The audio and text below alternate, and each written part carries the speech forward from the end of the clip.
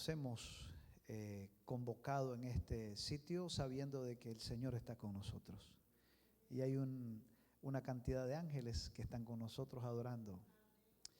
Así que bienvenidos a este lindo lugar. Vamos a tomar tiempo, como lo hemos dicho cada noche.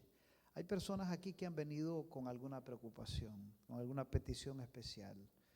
Me decía mi hermano Tony que su esposa pues está un poquito afectada emocionalmente, ya que hace algunos días su madrecita falleció temporalmente. Ella duerme, puesto que sabemos que el Señor viene y la despertará en su segunda venida.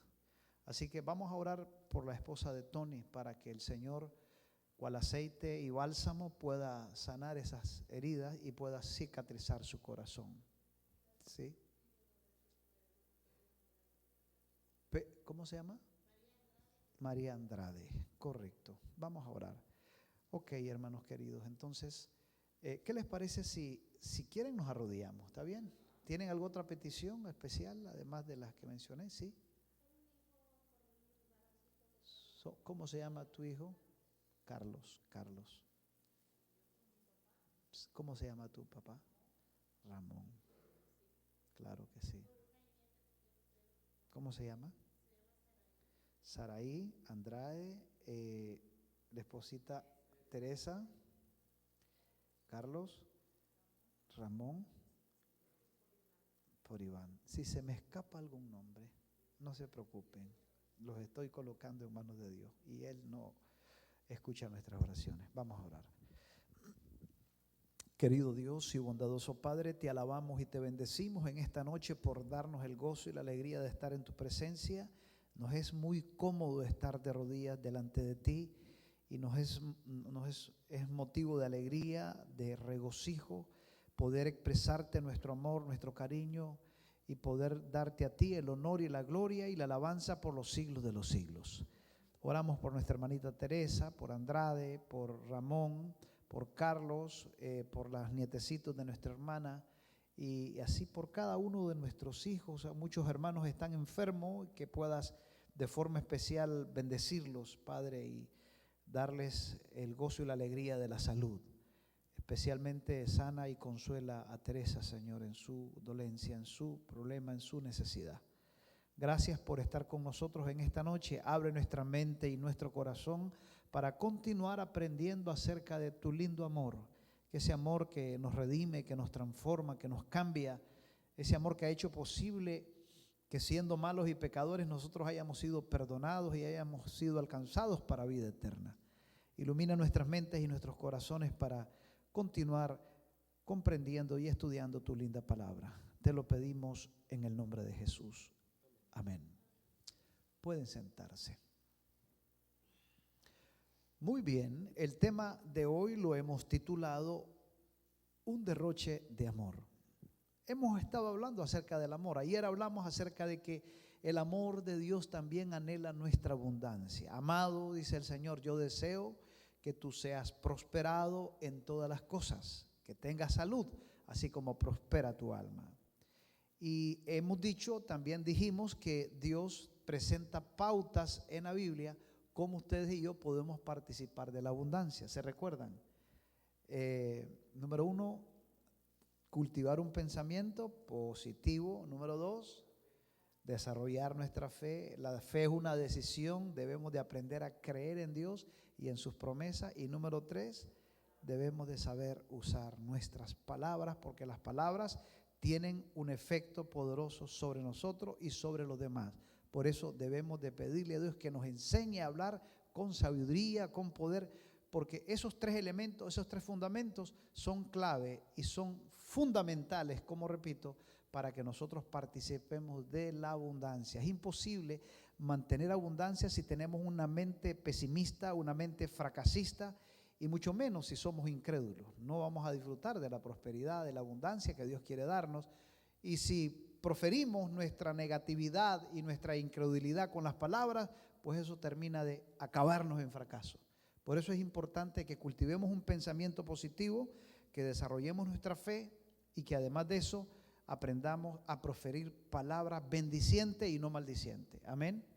muy importante, para participar de la abundancia que en su amor Dios quiere hacernos partícipes. Hoy vamos a hablar del derroche, el derroche de amor. ¿Cómo es posible que Dios sea capaz de amar a gente que no le amamos, que más bien nos rebelamos contra Él, que lo ofendemos constantemente? Es increíble cómo el amor de Dios se revela hacia nosotros. Pues hoy vamos a estudiar a la luz de la Biblia cómo es que el amor de Dios es un derroche para nosotros. Pero antes, yo quiero que escuchen un canto. Si ustedes lo saben, me acompañan. Lo voy a cantar doblado porque no tengo una pista de él, pero es la misma voz mía, así que no hay problema. Así que vamos a escuchar ese canto. Ese canto nos habla acerca de lo que realmente Dios hizo por nosotros. A cada momento, a cada instante, cada día debemos de tomar por lo menos una hora para meditar en lo que Cristo hizo por nosotros. Nos dio su amor y su muerte en la cruz del Calvario fue un derroche de amor por todos los pecadores como somos nosotros.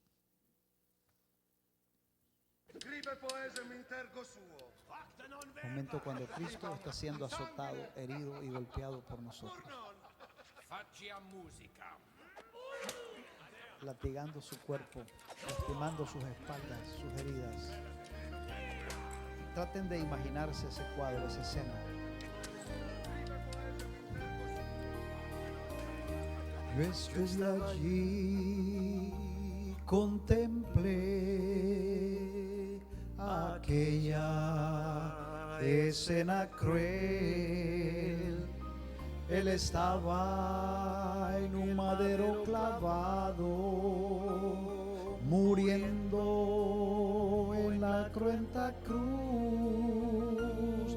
Yo vi su tierno rostro y se veía pálido allí. Todo fue por mí. Él se entregó y no le importó, su gloria dejó por mí. Mi Señor murió allí, clavado en la cruenta cruz, por mí que soy pecador. Yo no merecía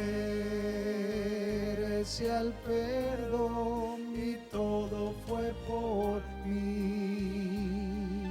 Yo estuve allí, pude ver los clavos hiriendo sus manos, las espinas abriendo sus sienes, sus espaldas sangrantes, sus pies lacerados. ¿Y por qué tanto dolor y sufrimiento? Y él me respondió con su tierna voz de compasión y me dijo, todo esto fue por ti, fue por ti, fue por ti. Seguí observando aquella escena que allí sufrió por mí. Mi Señor, comprendí su gran amor por mí. Lo vi morir por mí para darme el perdón.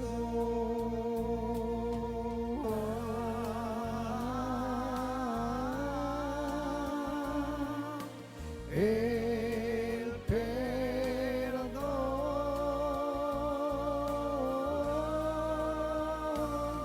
Mi Señor murió allí para darnos en la cruz. Por mí que soy pecador, yo no merecía el perdón y todo fue por mí.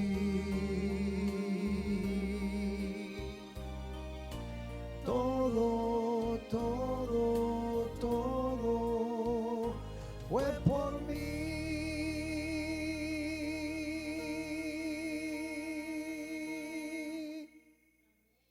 Lindo canto ese, precioso canto. Ese canto describe realmente que lo que Cristo hizo por nosotros, maravilloso. Debemos de contemplar y meditar en eso constantemente. Es muy importante. Solo el amor puede convertirnos, y al contemplar a Jesús en el Calvario, no solamente nos afianzamos en la salvación linda, sino que también ese amor lindo nos enternece y nos transforma. No es el miedo al infierno lo que cambia la vida del pecador. No es la promesa del cielo la motivación más grande que hace que el pecador cambie. Realmente el verte clavado en la cruz, el ver cómo Él murió la muerte que yo merecía, es lo que hace realmente que nosotros experimentemos un cambio y una transformación. Así que vamos a estudiar a la luz de la Biblia cómo el amor de Dios realmente es un derroche de amor. El apóstol Pablo lo expresa de la siguiente manera. En el libro de Efesios, el capítulo 2, versículos 1 en adelante, dice así: y Él os dio vida a vosotros cuando estabais muertos en vuestros delitos y pecados, en los cuales anduvisteis en otro tiempo, siguiendo las corrientes de este mundo, conforme al príncipe de las potestades del aire, el espíritu que ahora opera en los hijos de desobediencia. Este pensamiento continúa diciendo hasta el versículo 3, entre los cuales también todos nosotros vivimos en otro tiempo en los deseos de nuestra carne, haciendo la voluntad de la carne y de los pensamientos, y éramos por naturaleza hijos de ira, lo mismo que los demás. Y el verso 4 dice: pero Dios, que es rico en misericordia, por su gran amor, por su derroche de amor con que Él nos amó, estando nosotros muertos, dice el 5, aún estando nosotros muertos en pecado, nos dio vida juntamente con Cristo. Por gracia sois salvos. Y juntamente con Él nos resucitó y asimismo nos hizo sentar en los lugares celestiales con Cristo Jesús, Señor nuestro. Terminamos, dice la última parte, hasta el versículo 10, para mostrar en los siglos venideros las abundantes riquezas de su gracia y de su bondad para con nosotros en Cristo Jesús. Porque por gracia sois salvos por medio de la fe, y esto no de vosotros, pues es don de Dios, no por obras para que nadie se gloríe, porque somos hechura suya, creados en Cristo Jesús para buenas obras, las cuales Dios preparó de antemano para que anduviésemos en ellas. De este divino pensamiento nosotros podemos aprender muchas lecciones, pero yo quiero compartir solo 3 lecciones que son sumamente importantes y revelan realmente que el amor de Dios es lo más extraordinario. Lo más lindo que podemos experimentar es el amor de Dios. Y la realidad más hermosa y más bella que ustedes y yo podemos entender es de que ustedes y yo somos amados por Dios. Pero leamos 3 razones por las cuales decimos que el amor de Dios es un derroche definitivamente por nosotros. Razón número 1.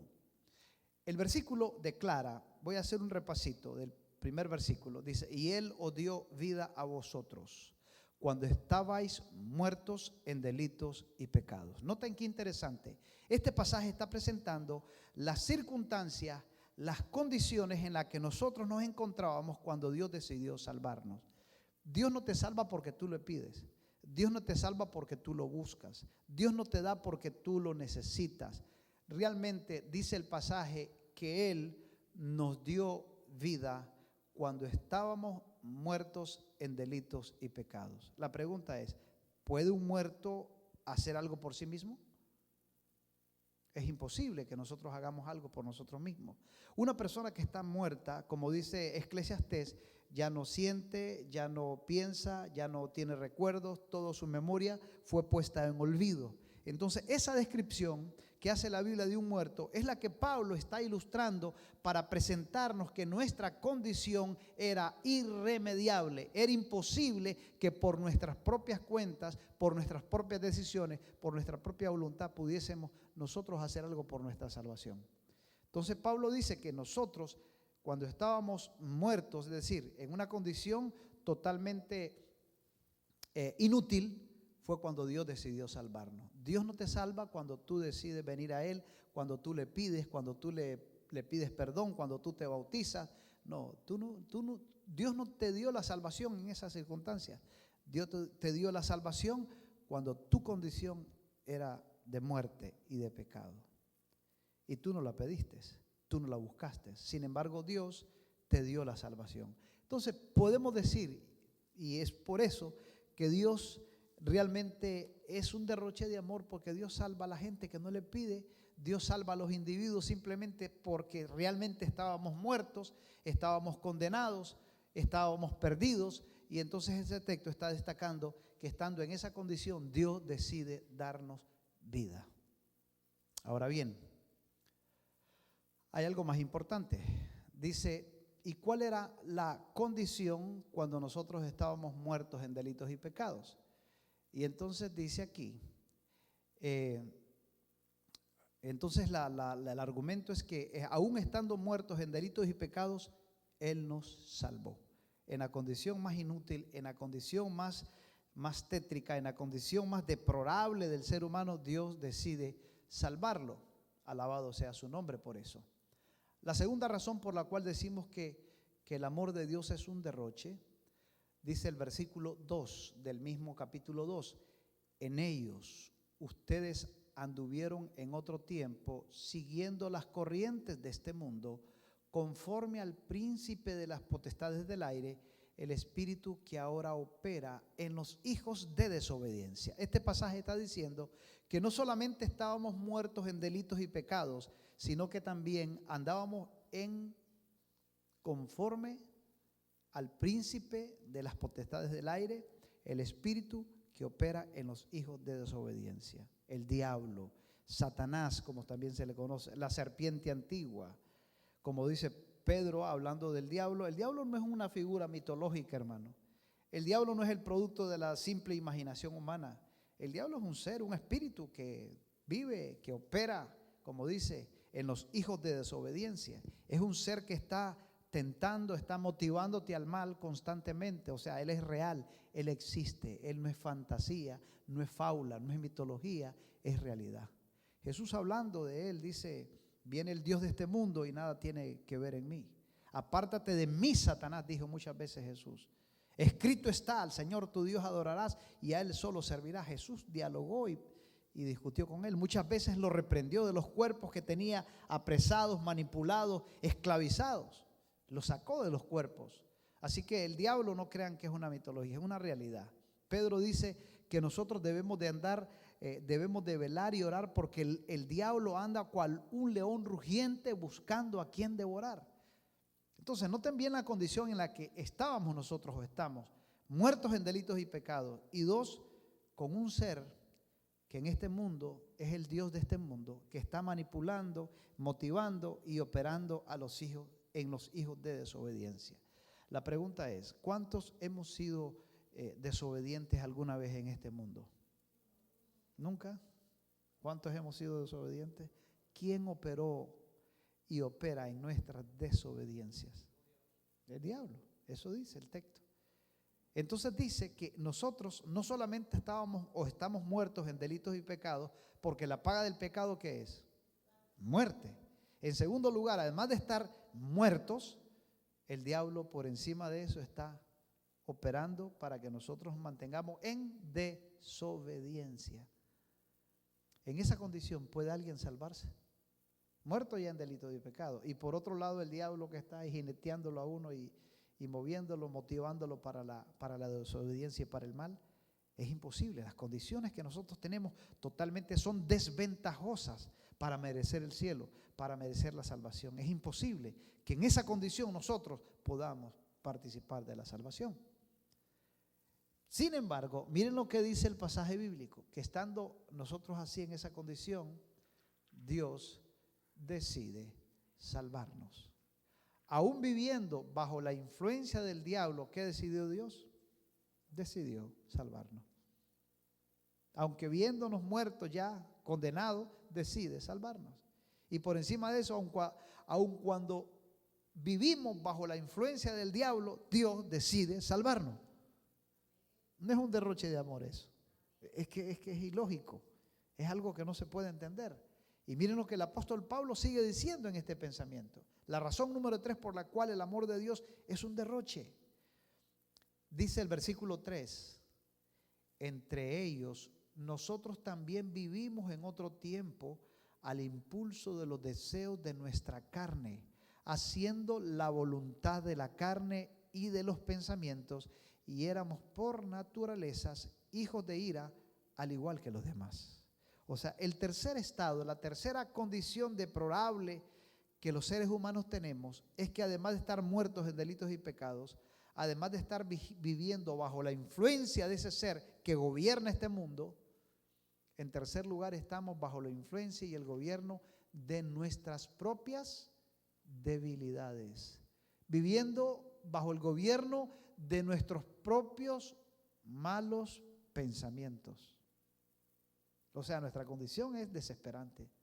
En esa condición, ¿quién puede salvarse? Porque algunos dicen, no, yo no soy tan malo, bienvenida. Yo no soy tan malo, yo pues no hago mal a nadie, yo no me meto con el vecino, yo no fumo, yo no tomo. Oye, tiempo. El que ha pecado está condenado a la muerte. Y la Biblia dice que no hay bueno ni aun uno, no hay quien entienda, no hay quien busque a Dios, todos se han desviado. Por lo tanto, todo el que ha pecado realmente está muerto. Por eso Pablo dice que nosotros estamos muertos en delitos y en pecados. ¿Y la paga del pecado cuál es? ¿Cuántos pecaron hoy? ¿Cuál es la paga? Es la muerte. Eso es lo que merecemos. Pero estando nosotros en esa muerte, ¿qué decidió Dios? Increíble, darte vida. Darte vida, aunque tú no lo mereces. En segundo lugar, y por encima de estar muerto, el Dios de este mundo, ¿qué hace? Está tentando, influenciándonos para gobernarnos y operando en los hijos de desobediencia. Qué desesperante. Por eso Pablo decía, miserable de mí, ¿quién me puede librar de esta vida de muerte?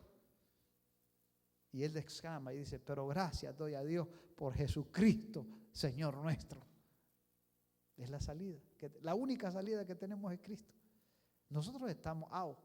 Antes de correr ya estábamos out. Antes de nacer estábamos muertos.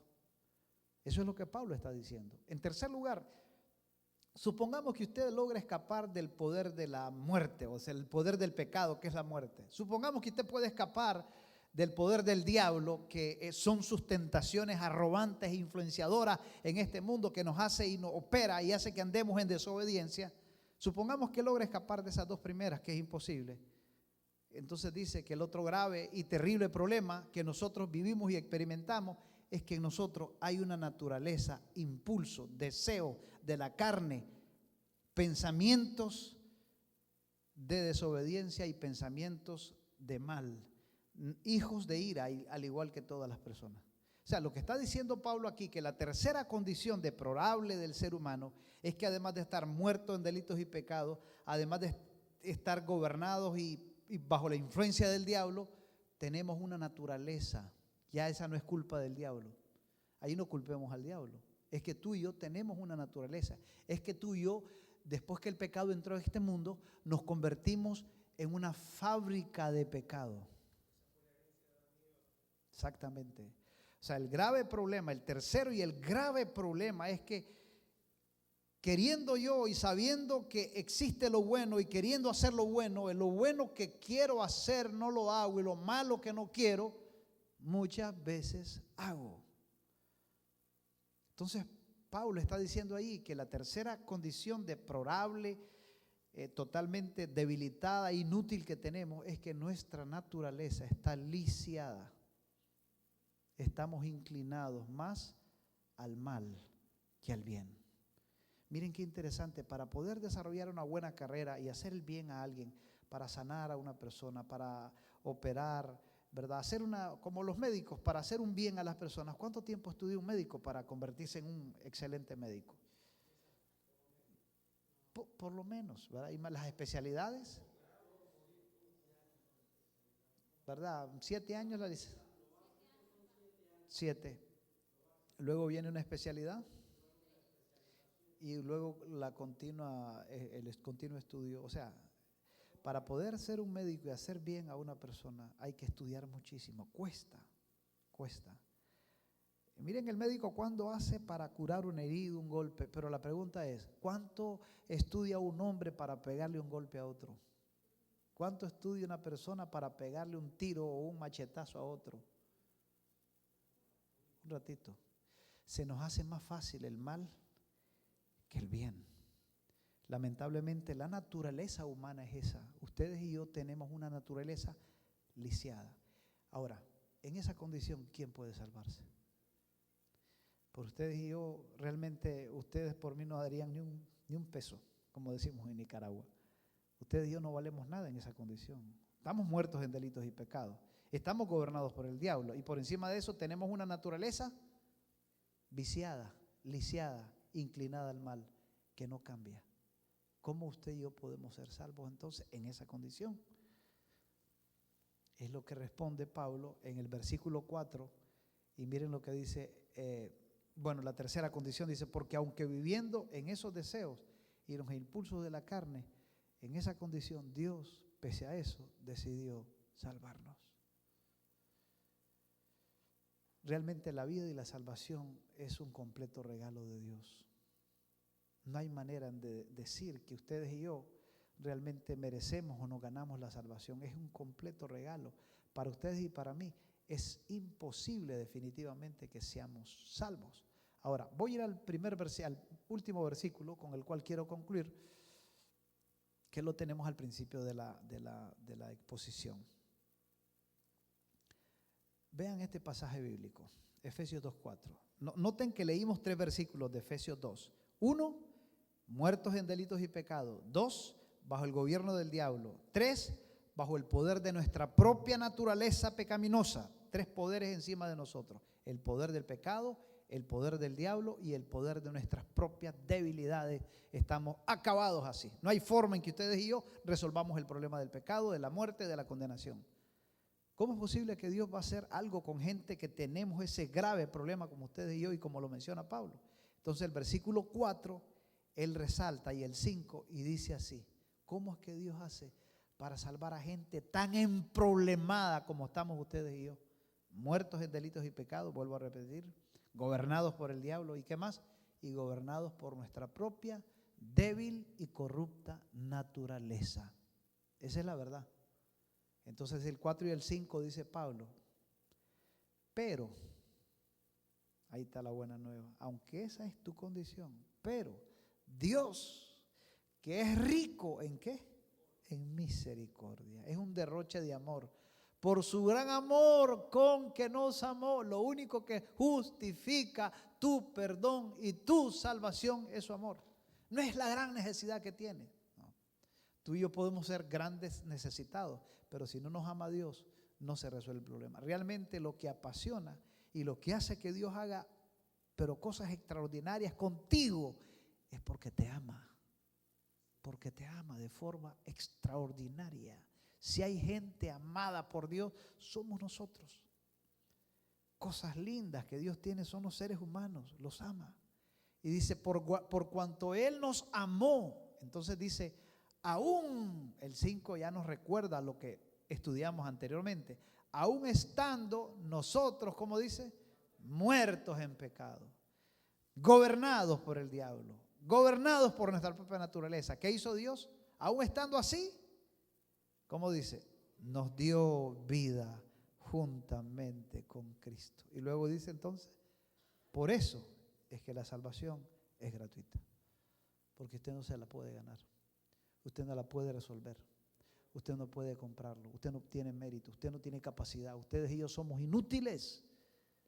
Realmente ustedes y yo somos salvos por puro amor y pura misericordia. Por eso decimos que Dios es un Dios que tiene un amor de derroche para ustedes y para mí. Alabado sea su nombre por eso. Por gracia sois salvos. Ahora, los últimos versículos quiero añadirles 2, 3 cosas para que no salgamos diciendo de aquí, ok, entonces, free, no hay problema, estamos salvos, ya Dios lo hizo todo, ¿para qué vamos a cambiar? ¿Para qué vamos a...? No, escuche esto. Las personas que aceptan la salvación, dice Pablo en los versículos siguientes, los versículos 6 al 10, dice 3 cosas importantes. Se los voy a tener que decir para que no salgan malentendiendo aquí la justificación por la fe. 3 cosas muy importantes. Dice que Dios nos salva de esta manera asombrosa y extraordinaria. Dios es capaz de salvar a gente muerta en delitos y pecados, a gente que está gobernada por el diablo y a gente que está gobernada por su propia mal naturaleza. Dios decide salvarlo porque Él nos ama. Pero dice, ¿por qué lo hace? Y dice el versículo 6, para mostrar su gran amor a los ángeles y a los mundos no caídos, para que vean hasta dónde es capaz Dios de hacer por sus criaturas, hasta dónde es capaz de ir. Dios dejó su gloria, Dios se humanó, se encarnó y sufrió una terrible muerte agónica, espantosa, humillante, con tal de que tú y yo no nos perdiéramos. Y ese amor que Él revela en el plan de salvación y especialmente en la expresión y al dar a su Hijo Jesucristo, los ángeles y los seres no caídos y aún los demonios quedan asombrados por el gran amor de Dios. Dice que Dios hace eso para enseñar más de su amor al universo entero. Ustedes y yo seremos una colección especial en el cielo y andaremos de mundo en mundo y de lugar en lugar mostrando el gran amor de Dios revelado en nosotros. Nos vamos a convertir en libros de textos. Nos vamos a convertir en mensaje de enseñanza por la eternidad para miles de seres que aún no cayeron en el pecado como nosotros. Eso dice el versículo 6 y 7, el 6. Y el 7 dice el apóstol Pablo que no solamente nosotros hemos sido salvos por gracia. El 7 dice que nosotros ya estamos sentados a la diestra del Padre. Se lo voy a mostrar aquí en el pasaje. Especialmente el versículo 7, vean lo que dice. Versículo 7 de Efesios 2, es extraordinario lo que Pablo nos enseña en ese lindo pensamiento. Ahí está, versículo 7. Vean lo que dice el verso 7.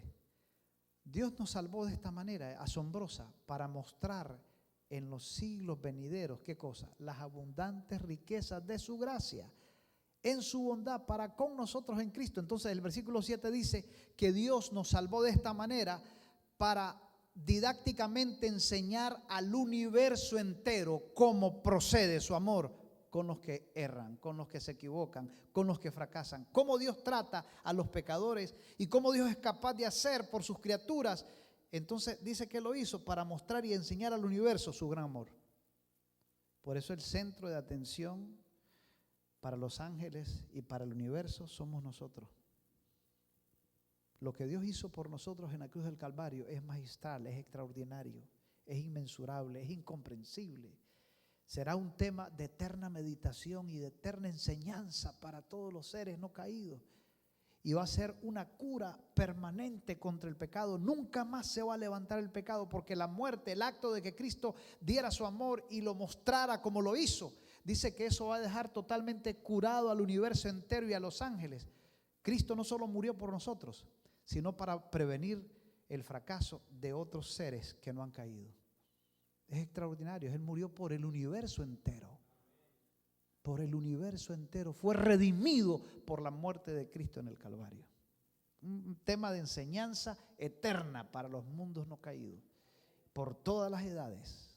Eso dice el versículo 7. Y el versículo 8 está diciendo, el versículo que les quería mostrar es el 6. Miren lo que dice, que no solamente fuimos salvos por gracia, sino que dice, y juntamente, ¿qué dice? El 6, y juntamente con Él, ¿con quién es con Él? Con Jesús. ¿Qué hizo? No solamente fuimos declarados salvos, sino que resucitamos en el cuerpo de Cristo. ¿Qué más? Y asimismo, ¿qué hizo más? Nos hizo sentar. ¿A dónde? O sea, a veces nosotros, yo no sé por qué las malas noticias las creemos rápido y las buenas no. ¿Será que es posible? Les voy a terminar con una ilustración. Ezequías era un rey que había hecho muchas obras de bien, pero llegó un momento en que Dios decidió, porque tiene el control soberano de todas las cosas y Él sabe cuándo y en qué momento permite que nosotros vayamos al descanso. Así que Ezequías era el momento especial para que él descansara. Y entonces el profeta le dijo, entró para verlo, el profeta Isaías, si yo no me equivoco, vino y le dice, el Señor ha dicho que ordenes tu casa porque vas a morir. Y salió. Y cuando esa noticia llegó a los oídos de Ezequías, Ezequías oyó, voy a morir. Y comenzó entonces a llorar, pero desesperadamente comenzó a pedirle, oh Señor, me voy a morir, por favor, dame un poquito más de vida. Y comenzó a clamar y a pedir y a llorar como un niño. Y entonces el profeta iba por la puerta de la casa, ahí por los corredores, ya no había salido todavía, iba por los corredores. Y entonces Dios le dijo a Ezequías, al profeta, mi siervo, vuélvete.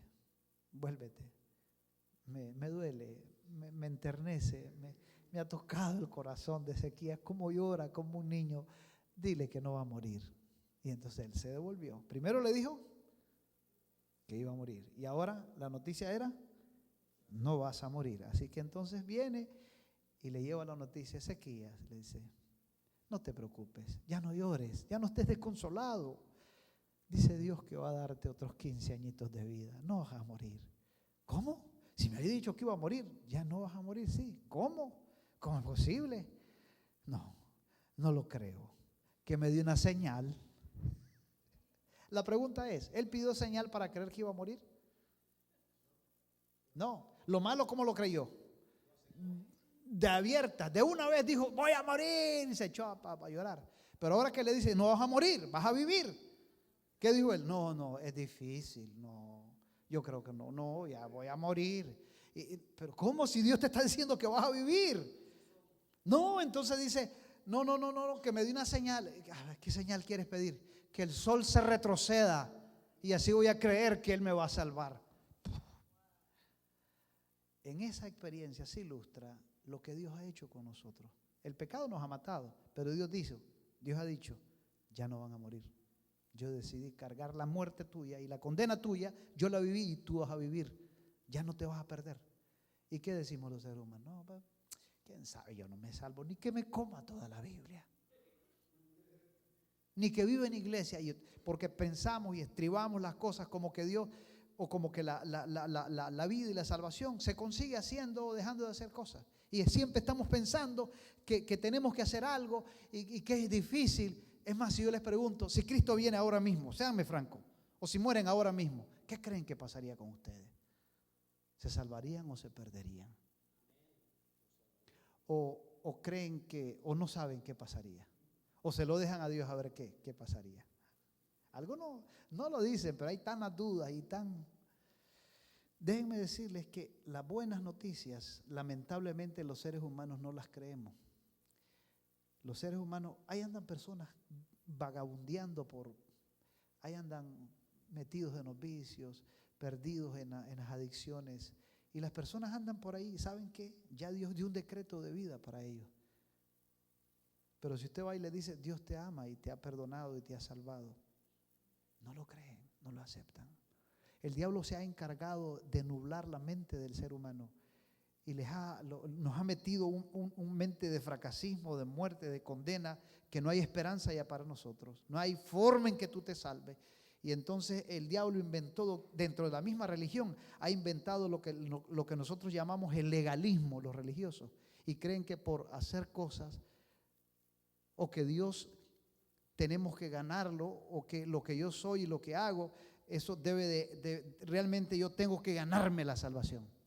Es imposible, la salvación no es algo que puedes ganarte. Es que no puedes, no es porque tú no es bueno que hagas cosas buenas. Sí es bueno amar, perdonar, servir, ayudar al prójimo, todo eso. Es bueno estar en el templo, es bueno apoyar con nuestras ofrendas y nuestros diezmos la obra del ministerio. Todo eso es importante, pero nada de eso se ha ideado para que los seres humanos tengan su seguridad de salvación. Eso no salva a ningún ser humano. El hacer lo bueno es correctísimo. El portarse bien, ser buen esposo, buena esposa, buenos hijos, eso es excelentísimo. Está muy bien, pero eso no hace posible nuestra salvación. Nada que hagamos nosotros nos hace merecedores de la salvación. ¿Realmente por qué? Porque ya estamos antes de correr fuimos aplazados, antes de nacer estábamos muertos, el pecado ya nos había matado. El pecado de Adán nos mató a todos, aunque no hayamos nacido. Hay niños que nacen y no han pecado nunca y mueren. ¿Por qué? Porque el pecado de Adán los mató a ellos. O sea que nosotros nacimos condenados ya, perdidos. No hay forma en que ustedes resuelvan el problema. La única manera como puede resolverse tu problema y mi problema es que Dios nos conceda en su misericordia el favor de salvarnos. Así como somos, muertos en delitos y pecados, bajo el gobierno del diablo en desobediencia y gobernados por una naturaleza que hasta hoy ustedes y yo seguimos luchando con ella, ¿o no? Y entonces Dios decidió, ¿qué cosa? Salvarte. Y si Él lo decidió, Él es dueño. Él hace lo que quiere con nosotros. Y Él decidió salvarte, pagar el precio por ti y por mí, y decidir salvarnos. Alabado sea su nombre. Ahora, pero el versículo 6 dice que no solamente nos salvó, sino que nos llevó ya a ¿dónde? ¿A dónde estamos? Según Pablo, ¿dónde estamos? En el cielo. ¿Cuántos creen que estamos en el cielo? ¿O estamos como Ezequías? No, difícil. ¿Quién sabe si llego? Ya estamos. Pablo dice, ya en Cristo nosotros ya estamos reinando. No es que vamos a ir al cielo, ya estamos allá. No solamente eres salvo, ya tu lugar está seguro en Cristo. Vas para el cielo. Amén. Porque lo has recibido, porque lo has aceptado. Pero ¿qué nos cuesta querer las cosas buenas? Y si le digo, va a morir, se va a condenar. Ay, sí, es cierto. Si yo le digo, Cristo te ama y te ha salvado. ¿Quién sabe, pastor? Eso sí. Qué terrible que somos los seres humanos. Pero yo pregunto, ¿ustedes aceptan la buena noticia de que Dios los salvó y ya están en el cielo? ¿Cuántos aceptan por fe que en Cristo ya estamos en el cielo? Amén. Créalo, disfrute eso. Ahora, el versículo 8 dice, por lo tanto, entonces ustedes entiendan, dice, que ustedes han sido salvos de pura gracia. ¿Qué significa de pura gracia? La palabra gracia significa, en griego es charis, y charis es gratis. ¿Y qué es gratis? Recibir algo sin pagar nada, a cambio de nada. Es como que yo tome y le diga, yo quiero regalarle mi carro a Julio, tómalo, pero unos 500 que me dé. ¿Es regalo? Yo le regalo mi carro, pero deme unos 100 por último. ¿Qué le parece? ¿Es regalo? No es regalo. No, yo le regalo mi carro, pero por último, deme $10, pues no hay problema. ¿Es regalo? No es regalo. O sea, la palabra charis significa recibir algo a cambio de nada. Usted no tuvo que hacer nada. Usted no tuvo que pedir nada. Usted pedir. ¿Y cómo va a pedir un muerto? ¿Puede un muerto pedir? ¿Puede un muerto decir, estoy muerto, ayúdenme? Si está muerto. Usted no ha hecho nada. Escúcheme, hermano. No es su gran necesidad que volvió a Dios a salvarlo.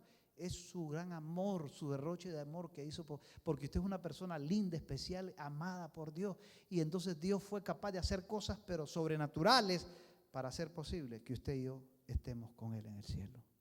Porque usted y yo somos muy amados por Él. Gloria a Dios por su lindo amor. Pero no solamente eso.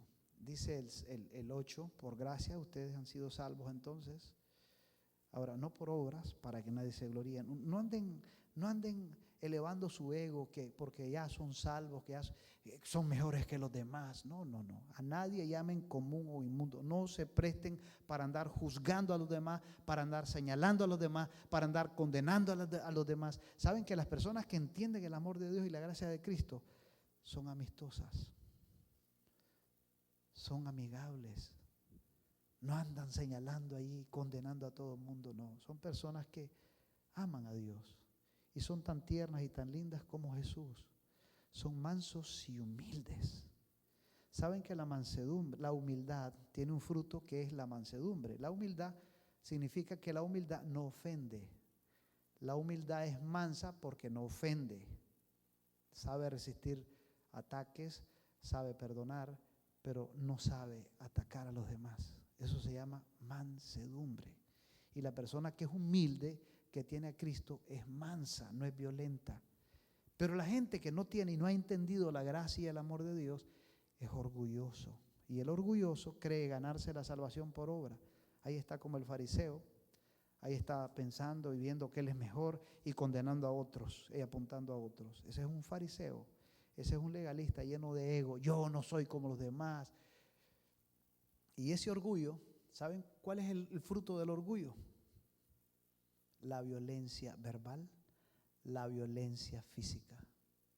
Es todo lo contrario. El diablo es orgulloso y es violento, porque él vino para matar, para destruir y para robar. Jesús es el Cordero, humilde y manso. Su fruto es darnos bien. No es violento, es manso, perdona. Si no, veámoslo en la cruz. ¿Cómo es posible que nosotros los seres humanos lo hayamos tratado y lo hayamos golpeado de la forma en que lo hicimos? Y aún cuando Él vino a regalarnos la salvación, en lugar de recibirla alegremente, lo matamos, lo torturamos. Y aún con eso dice, yo lo salvo. ¿Qué les parece? Eso se llama amor. Él es manso, Él es humilde. Y ese es el carácter que Dios quiere que tengamos, hermanos. Amén. El 9 y el 10 dice que los que han sido salvos por ese amor andan en las buenas obras que Dios preparó de antemano. Esto lo estoy diciendo para que no vayan saliendo que ok, sí estamos salvos. Eso tenga la plena seguridad que somos salvos. Pero Dios te salva para hacer buenas obras. Entonces Dios, escuchen esto que hace. Romanos 8, un día se lo vamos a explicar. Romanos 8, Dios hace dos cosas. Dios te motiva tu voluntad, o sea, hace que tú quieras hacer lo bueno. Porque nosotros no queremos hacer lo bueno. Lo bueno que quiero hacer, no lo hago. Pero el capítulo 8 de Romanos, eso lo dice el 7, pero el 8 dice que como usted no puede hacer lo bueno, no tiene esa motivación, no quiere, entonces el capítulo 8 dice que Dios nos da la voluntad para hacer lo bueno. Y por eso es que Pablo explica en otros pasajes por qué Dios es el que pone en nosotros el querer, nos da el deseo de hacer lo bueno. Y entonces ya usted ya no tiene deseo de hacer lo malo. Entonces usted es salvo para recibir el deseo y para recibir la voluntad de hacer lo bueno. Amén. Entonces Dios activa tu voluntad para que tú quieras hacer lo bueno. ¿A cuántos les gusta hacer lo bueno? Está activada tu voluntad. Dios activó tu voluntad para hacer lo bueno. Pero no solamente activa tu voluntad, dice que la voluntad es hacer lo bueno. Pero la carne, ¿cómo es? Jesús dijo, la carne, ¿cómo es? La humanidad, ¿cómo es? Es débil. Velen y oren, porque el espíritu a la verdad está dispuesto, pero la carne es débil.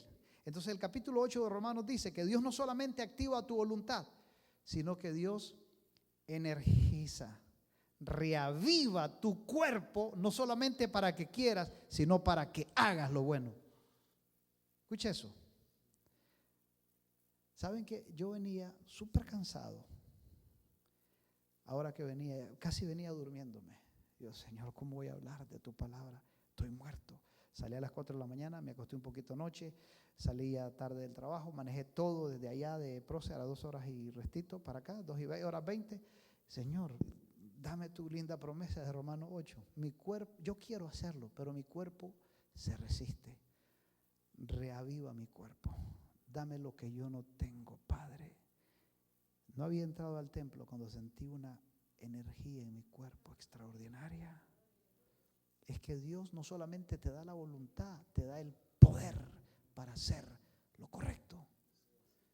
Porque dice que nosotros estamos muertos en delitos y pecados, pero como estamos muertos, Él nos resucita también. Él nos da el poder. Y si no, pregúntenle a Sansón. Sansón estaba débil, muerto. ¿Y qué hizo Dios? Le agarró su cuerpo y le dio una fuerza increíble. Entonces Dios te rehabilita, te da fuerza para que tú hagas lo bueno. Amén. Eso es lo que Pablo explica aquí. Dios es lindo, es maravilloso. Sé que el capítulo 8 dice que te reaviva tu voluntad, pero también resucita tu cuerpo muerto. Y ya quien hace las cosas en ti es el cuerpo fuerte de Cristo. No eres tú, sino Cristo en ti. Ya no vivo yo, dice Pablo, sino que Cristo vive en mí. Entonces ya no lo hacemos nosotros, sino Cristo que mora en nosotros. Alabado sea su nombre. Hermanos queridos, ¿cuántos agradecen a Dios por ese lindo amor que Cristo nos tiene? Por ese derroche de amor maravilloso. Y pensando en eso, vamos a cantar entonces ese lindo canto que nos habla del amor incondicional de Jesús. Amén. Pongámonos de pie. ¿Cuántos aceptamos el amor de Cristo? ¿Cuántos aceptan que han sido salvos por gracia? ¿Cuántos aceptan que estamos en el cielo? Amén. ¿Y cuántos aceptan que Dios reaviva nuestra voluntad y nos da poder en nuestro cuerpo para hacer lo bueno? Amén. Alabado sea su nombre. Porque su amor es incondicional. Oiga eso. Tu voz podía oír.